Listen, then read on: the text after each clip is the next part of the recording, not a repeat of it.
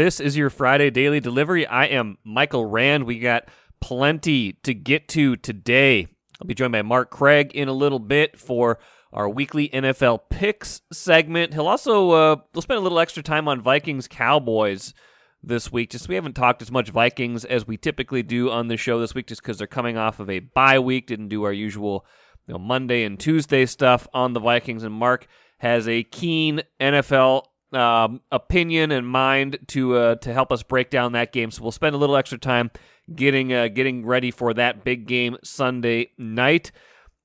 Take a couple of reader questions, one about Anthony Edwards, one about the mess going on in Florida right now in the NHL. So I'll get to those in a little bit too. Talk a little Dak Prescott. Is he going to play? That is a big question for Sunday night's game, and a Twins transaction that was pretty interesting to me as well. But first, what did I miss? Wild game the other night, Thursday night.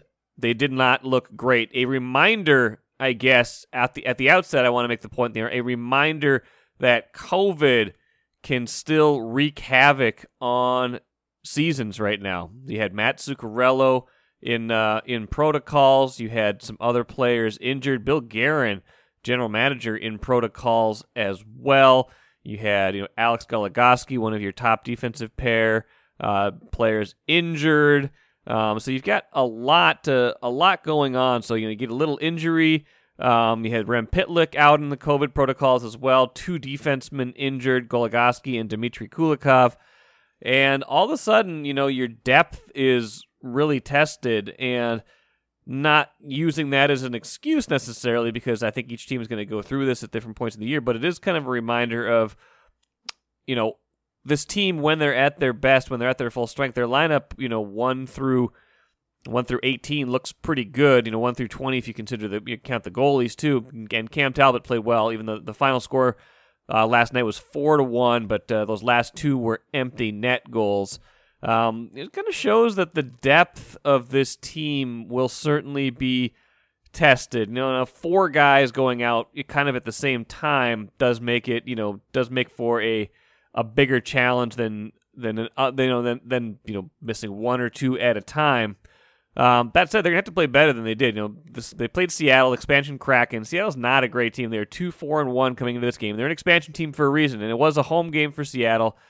Good home environment, things like that. But I know the last 2 goals, like I said, were empty net goals. But the Wild right now does have a negative goal differential, -1, even though they're 5-2. 21 goals scored, 22 goals allowed. I think that's got to be it's very unusual, just owing to the fact that all 5 of their wins were 1-goal wins, and their 2 losses were both 3-goal losses. And again, the empty net goals skew that.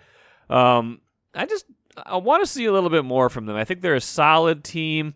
I think they're going to be fine as the year goes on, especially as guys get healthy. But I want to see how they handle adversity a little bit more, because it did not feel like they handled it all that well on Thursday night. I'm Chris Hine, Timberwolves beat writer at the Star Tribune and the first 5-time guest in daily delivery history.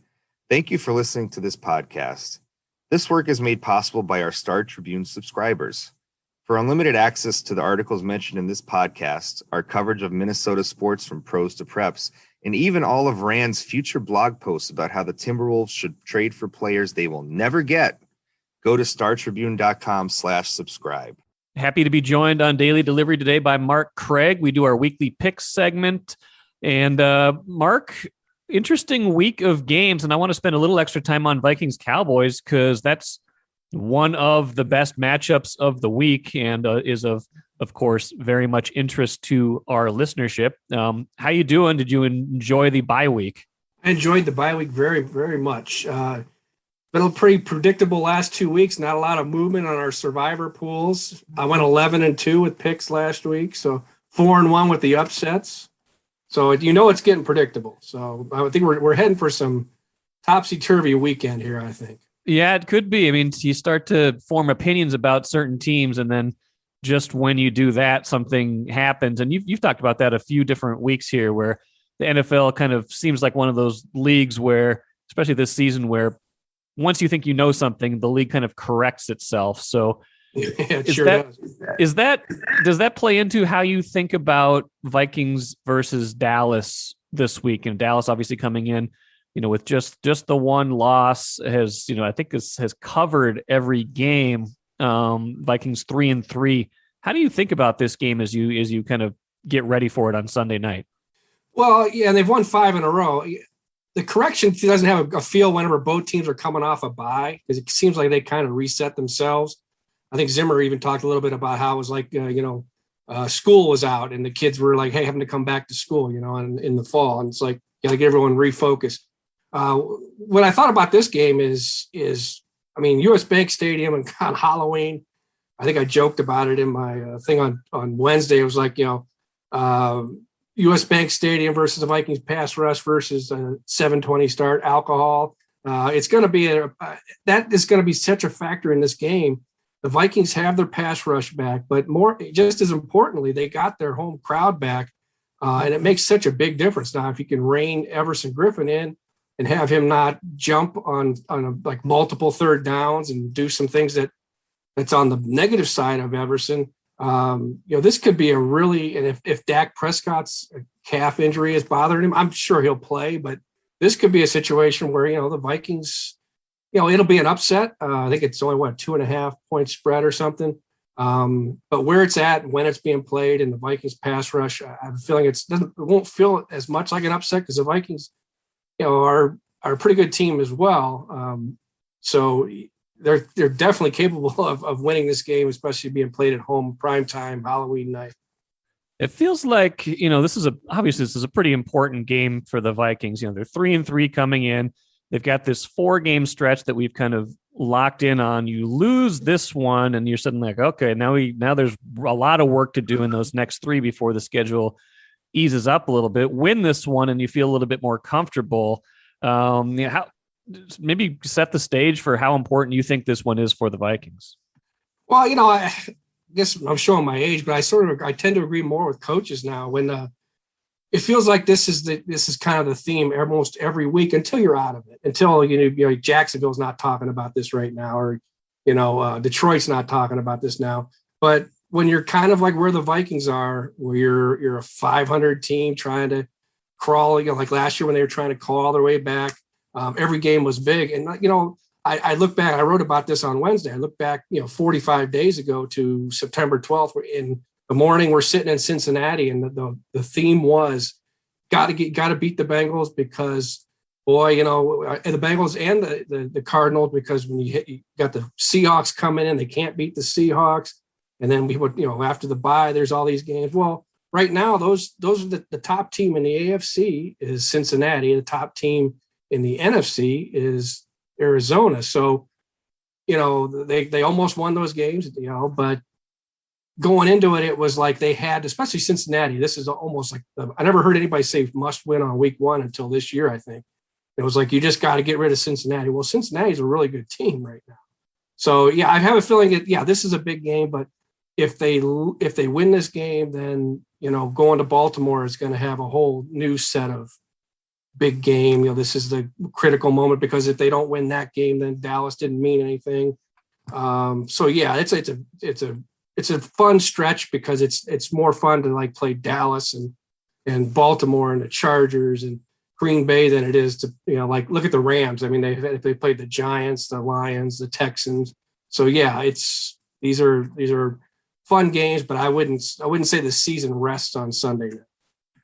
Yeah, that's a good point. It just feels like their season sets up much better if they win, but still plenty of season left even if they lose. This is the first game they'll play without Patrick Peterson. He was injured late in that win over Carolina. Michael Pierce has been limited this week, but you still like the Vikings to win. You think they can outscore Dallas in this game?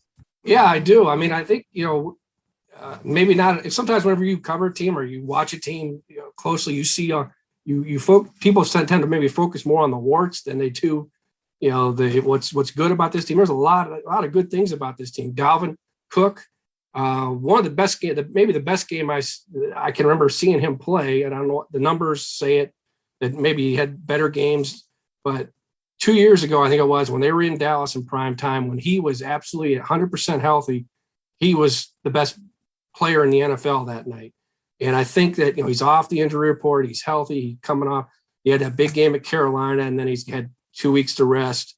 Him being 100%, the two receivers, and now having KJ Osborne step up. An offensive line, I mean, we don't talk about them as much because they're doing as well as they can play. And they got a left tackle. Looks like he's a legit guy he's going to have some bumps in the road, but the line is good. The talent on offense is capable of outscoring the Cowboys. Yes, I firmly believe that, especially with the pass rush and where they're playing this game. If this game was in Dallas, I would pick Dallas.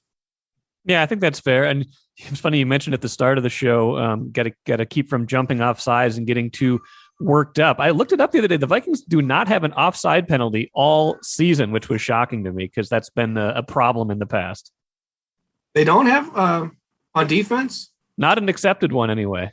Oh, okay. Yeah, I thought there was one in I don't know. Everson's had some others, like a strange roughing the passer. I'm not a big fan of the ticky-tack rushing the passer, but there was one, I think, where he came in and purposely reached out and hit the guy on the helmet. So, yeah, you got to eliminate those. That's penalties and turnovers. We can talk, but they go into a game like Cincinnati and you have 12 penalties, 10 in the first half. It erases everything that we talk about. Or, Dalvin Cook fumbles in overtime. I mean, those are the things that make a lot of this pregame chatter kind of everything I say meaningless. Everything you say is not meaningless, Mark. But yes, I know what you're saying. How's that for a plug? I know what you're saying. What else do you like this week? I'm very down on the Bears right now, but there's some matchups between teams that are really kind of floundering right now. Who's going to get well this weekend? Well, the three underdogs in the NFC North, this is either a lift for them or the ultimate jinx. The upset special, I think, is the Vikings beating the Cowboys. I like the Bears to win at home against the 49ers not because the Bears are any good, but I think that we are continue to overrate the 49ers as if this is still 2 years ago and they're a Super Bowl team. They're not that good. So I like the Bears. When you get embarrassed like that and you're coming home and you're playing a team that's is nowhere near as good as a team that just whipped you, I think there's going to be a bounce back factor for the Bears. I like them at home. And I like the Lions. I think the Lions are finally going to get rewarded, because they're playing the Eagles, and the Eagles are kind of a mess right now. I don't see the Eagles as, some team that can just, stroll into Detroit. I think the Lions, if you look at what they tried to do, they were so desperate to beat Matthew Stafford that they threw everything at him. I think they converted 2 fake punts, which I don't know when's the last time you saw that in an NFL game. They had an onside kick that they recovered in the after they scored, I think, the opening touchdown. They threw everything they could at the Rams. They just weren't good enough. And I think if that carries over at home against the Eagles, because now the Lions have a few more weeks of where you're saying, okay, this is a team that's desperate not to be 0-17. So I think that we're still in that wheelhouse where they are going to play that way to try and get this win. And now it's not beating Stafford, but it's winning a game. And I think I like the Lions to win. So that's might be and I've picked them before to do things like this and they always let me down, but I have that feeling this week. Buccaneers at Saints is an interesting one. Saints have been a hard team to figure out this year. You like Tampa Bay, but in a close one, I think they're favored by 5.5 in that game. They've had a lot of narrow victories this year. Obviously, last week was not a narrow victory when they absolutely clobbered the Bears.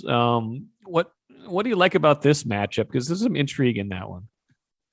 Yeah, I think last week I was 11-2 overall, straight up. But the real hard part is against the spread, 7-6 against the spread. So, and this year is just like, normally a 5-point spread, I would just, whoever I picked to win, I would just say cover. But man, there's so many 3, 2, 1-point games. I think Tampa Bay, when they go on the road, I think they're 0-3 on the road. And, against, I know it was raining and everything, but at New England, they only won by 2 and they would have lost the Patriots field goal, not hit the upright. They sputtered, drawing a blank on their other game. Oh, Philadelphia. So when they're at home, I think they're a good team no matter where they play, but I just think they'll win. But I think it's going to be one of those, they'll struggle and then win the game toward the end, like a lot of these games are happening now. Who's the best team in the AFC right now? I'm having a hard time sorting that out. Is it Buffalo still? Is it Tennessee now? What do you think? It's hard to say Buffalo because Tennessee's probably the hottest team. I wouldn't sleep on Cincinnati. It's kind of early. It's hard for me to say Cincinnati. So I would probably say, I like what Tennessee's doing. I mean, you go and you beat Buffalo and you beat Kansas City. I mean, I don't know if we're kind of overrating Kansas City. They're favored by 10 this week, but they're emerging as the team that can take their game wherever. And Derrick Henry, I mean, it's been one of the most amazing things about him is not just the yards and the numbers and everything. It's the fact that he's never hurt. I know he's massive, but at some point you'd think something would go wrong. But, as long as they got him and the defense is playing, better, I mean, in a 6-day span, they beat those two teams. I think, temporarily the flag is probably planted with them, but I am sure that it's going to change before long. Well, you must be really down on Geno Smith if you are picking the Jaguars to win outright at Seattle. I gotta predict that one is not going to come true. But Seattle without Russell Wilson, you're finding out indeed kind of who is driving that whole machine for all these years, right? Yeah, poor Geno. It's kind of the similar situation when Christian Ponder had to play and that was a Thursday nighter in Green Bay. Whenever you're making your whatever $2 million a year or whatever as a backup, and you're not having to play, and you're considered a former starter who's got experience, and then all of a sudden you have to play. That's the worst thing that can happen to these guys because they get exposed. And I mean, I don't know how it's been 4 years since he started or something, whatever it was. The Seahawks are without Russell Wilson. Their defense wasn't great before, and it's certainly not very good now. He was holding up I got a lot of great quarterbacks. He was holding the franchise up, and and also I picked the Jaguars because they're coming off a win. They had a bye week. Just thought that they would. I would not be surprised to see that one not come true. But I think the Seahawks. This is going to be another drop in their free fall that they got going on right now. Last thing for you, Mark Craig, you're 5-2 in your upset specials so far. What's the secret to picking upsets in this league this year?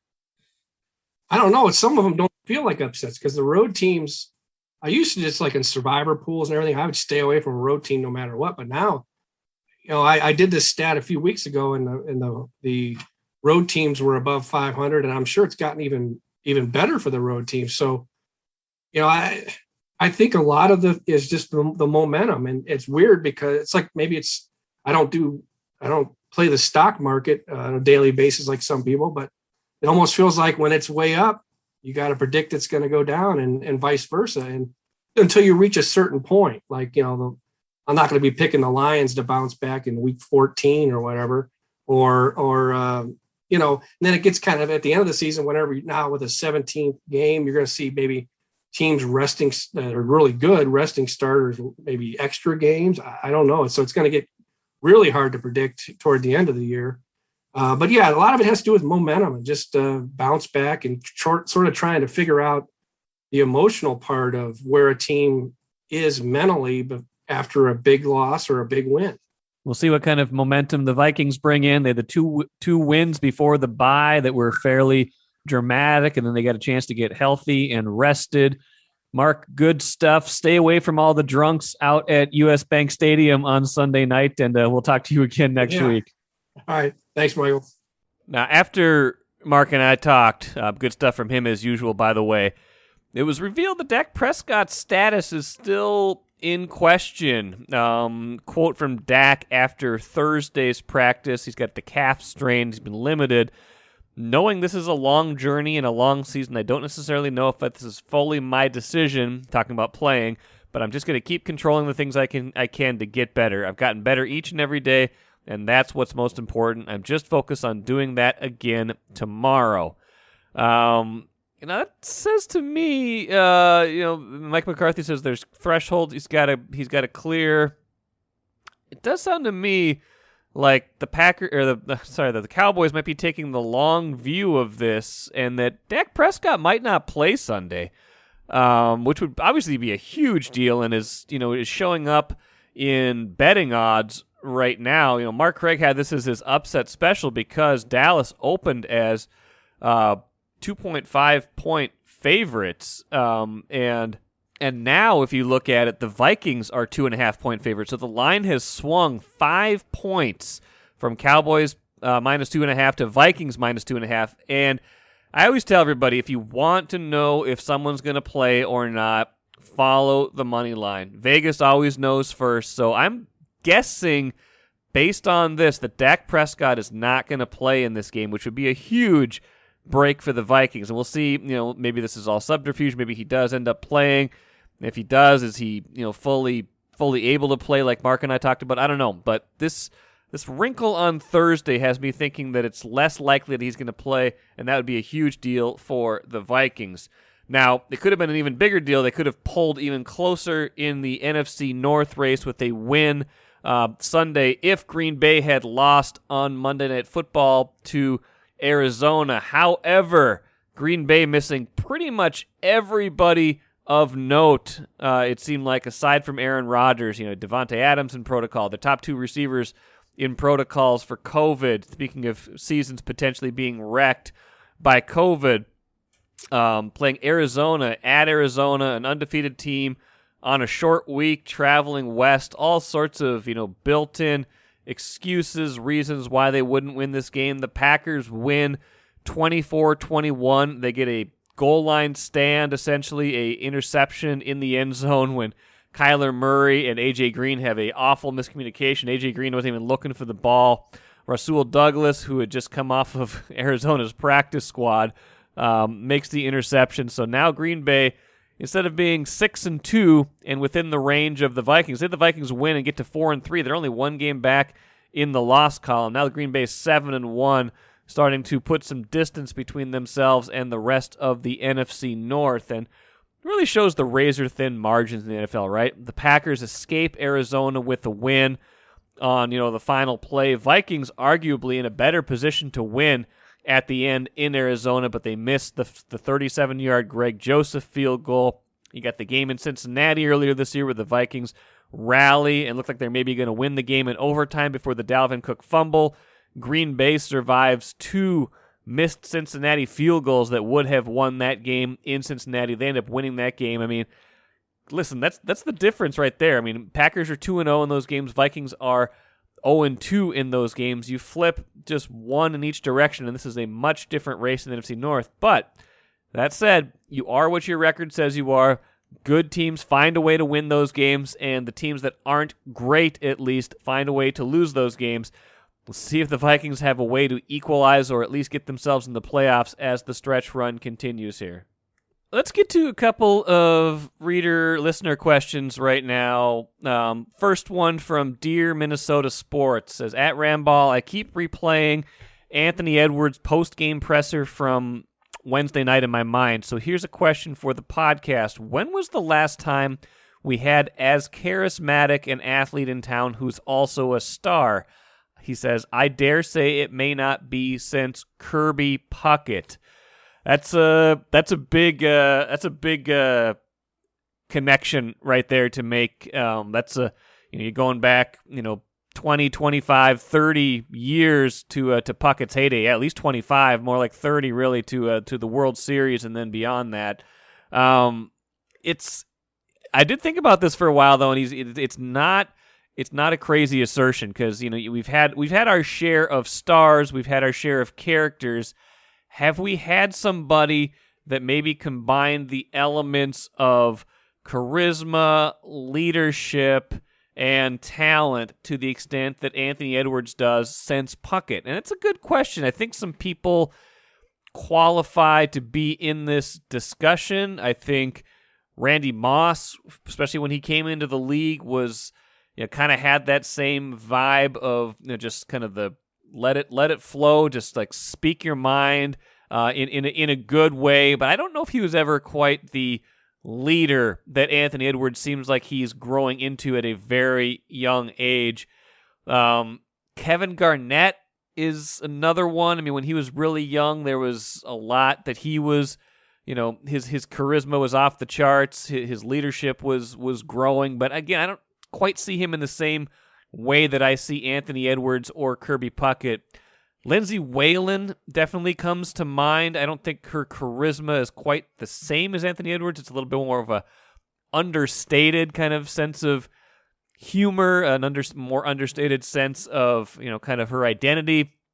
But in terms of accomplishment and in terms of leadership, 1,000%. So I think she's probably the closest for me in all of this category. I couldn't think of someone quite for the Twins who met all that criteria. Like, Torrey Hunter came to mind. With the Wolves, there wasn't anybody else that jumped out to me. With the Vikings, like I said, Moss and Adrian Peterson came to mind. I just couldn't think of anybody else that really jumped into that category for me. And nobody from the Wild jumps into that category for me. And obviously I mentioned Lindsay Whalen from the Lynx. So it's an interesting one. I think we got to see more from Anthony Edwards before we make that absolute declaration. We're, barely into his NBA career. We got to see where he takes his game in all three of these phases, whether he maintains this kind of charisma as he gets older, whether he keeps maturing into this leader, and whether he becomes the player we think he can become now. So I'd love to circle back on this question in like 2 or 3 years, because I think we'll have a much clearer answer at that point. Another one from Mark in my inbox says, just basically the subject line is NHL scandal. State of Hockey has nothing to say about this. You got nothing. That was the whole email. It's unbelievable. This is a terrible scandal that is going on in the NHL right now. You saw Stan Bowman, the president of the Blackhawks, resign in the wake of covering up a sex abuse scandal from 11 years ago during their playoff run. You saw Joel Quenneville, now head coach of the Panthers, or formerly, I should say now, head coach of the Panthers, resigned on Thursday night. Could be more fallout from this as well.